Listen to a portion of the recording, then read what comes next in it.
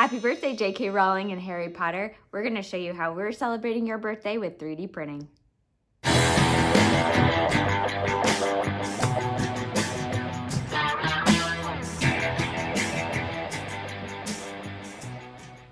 Welcome to our bonus video for the week. Today we made Harry Potter themed glasses and a wand to celebrate Harry Potter and JK Rowling's birthday. The prints really didn't take that long. They're great little prints. They're found out on Thingiverse. We did the Harry Potter glasses and we did the Harry Potter wand. Each print is about an hour and a half. We used white Inland PLA Plus. We did these prints on a Creality Ender 3. So with this print, there's really cool things that you can do with this. Out on Thingiverse, there are all kinds of models. There's the house crests if you want to make a game out of it for a party or something like that. There's really a lot of models around this. If you wanted to make a little Dobby, you can. These models are out there for print.